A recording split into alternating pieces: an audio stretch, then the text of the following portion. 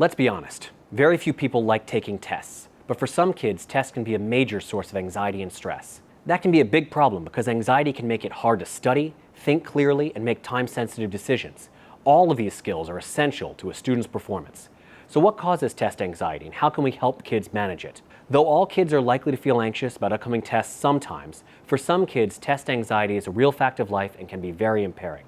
Test anxiety often goes hand in hand with learning disorders or learning issues. Children who have ADHD or a learning disorder are often already feeling anxious about school, and when it's time to take a test, that sense can be heightened. The issues caused by learning disorders can wreak havoc on kids at school and make tests especially hard. If you have trouble concentrating, if you have trouble getting organized, managing time, things like that are consistent with ADHD and can make studying really difficult, and test days even harder. Difficulties in reading, math, or language can leave kids feeling far behind their peers and struggling to keep up. These very real struggles create anxiety.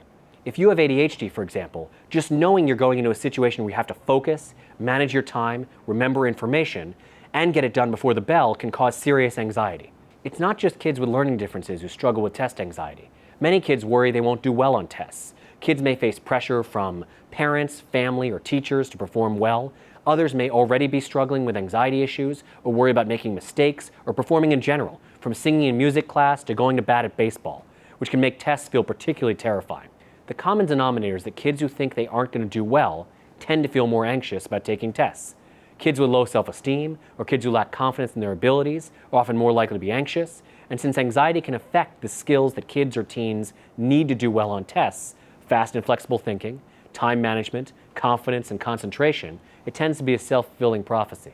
The kids worry they won't do well, so they don't do well. So how can kids and teens feel less anxious and more confident? You start by working on strategies that actually promote confidence, and they start before the test. Changing how kids approach studying can make a big difference. Let's look at some strategies that can help. First, you want to know the test format. Understanding what type of test you're dealing with can be a big help. Is it multiple choice? Is it true or false? Is it going to have short answer questions? Is it an essay? Is it a combination? Just knowing the format won't necessarily make the anxiety go away, but it can help kids to feel more prepared and take away the shock they might feel when they're encountering unexpected variables on a test. And if it's possible to take some practice tests with similar items to what you're going to find on the real test, you do it. Next, reorganize the material. Consider what the main ideas might have been in what the class has been studying. For example, if you've been learning about a book, what are the big ideas or themes that keep coming up in class discussions? What are the central aspects of the plot? Is there anything the teacher seems to go back to again and again? Using questions like this as a guide, you can make an outline of the big points, events, and issues, and think about the themes that unite them. No matter what, you'll have some material for any question on this that might occur on the test. This is a more active style of studying. It can help kids think about what they've been learning in a different way from how it's presented. It can make them engage the material in a more active way and make it easier to understand and remember. The better you understand something, the harder it is to stump you. So next, we think about possible questions. What sorts of questions are likely to be on the test, and how would you approach them? You want to be strategic. For example, if essay questions are hard for you, and there's likely to be essay questions in the test, you can practice writing out a few answers just to get used to it, even if it's in outline or bulletproof form. Likewise, if you know there'll be some word problems, think about how the things you've learned in class might be turned into a word problem. Look at any word problems that already came up on homework assignments. So next we want to think about what you can do during the test. Everything before this has been prep. And even after you've done all you can to prepare, it's still good to be armed with some strategies for getting through the test and putting the brakes on any anxiety you might start feeling in the moment. So you want to have a plan. Kids who learn and use basic test-taking strategies tend to feel more confident. For example, don't spend too much time on any one question. If it's a multiple choice test, read each answer. Cross out the ones that you know aren't right to help yourself narrow it down and feel like you're picking from a smaller set. When you pick an answer, stick with it. We all have a tendency to second guess ourselves, and it can lead to wasted time and wrong answers. And if you finish every other question, you can always come back. Break things up. If you start to feel panicked, particularly in those big essay questions, you look for a way to change the focus. For example, if you see a question that really throws you off during a test, the kind of question that makes you think, oh my gosh, this is written in gibberish, or did I study this at all? You can instead turn to other pages and answer those questions first. Breaking up your routine can keep you from getting stuck or spinning out about a particular question. Practice calming techniques, and it's really appropriate to practice these before the test so you can call them up when you get into the test. What helps you to stay calm? A stress ball, some silly putty, maybe a cozy sweatshirt or other article of clothing. Maybe it's some fun socks. Whatever it is, you try bringing it or wearing it on test day.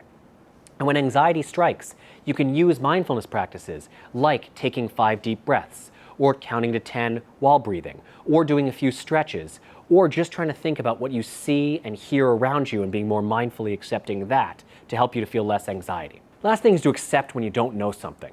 You really don't want to get bogged down or panic when you don't have an answer, because the fact is, we will not know some of the answers. Sometimes the best way to manage your anxiety and your time on a test is to accept that you just may not know something, no matter how hard you search your memory, your hippocampus, or anything else. You just move on from that question. If you feel like the test was unfair and didn't give you a chance to show your knowledge, you can always approach your teacher later. You can ask maybe for a way to demonstrate your knowledge in a different way in future tests, or you can ask the teacher what you could have done better on this one. Finally, seek accommodations. Some kids who really struggle with test anxiety, or who have learning disorders or ADHD, may be eligible for accommodations during test time. Accommodations like extra time, breaks, quiet areas, or even modified test versions are available and can be a big help for some kids. If it seems like accommodations would be helpful, reach out to the school and ask what the process is for either going through a review for accommodations or granting accommodations. When kids start feeling like they've studied well and they know the material and they have strategies to fall back on, their attitudes going into a test will transform. And having the right attitude is important.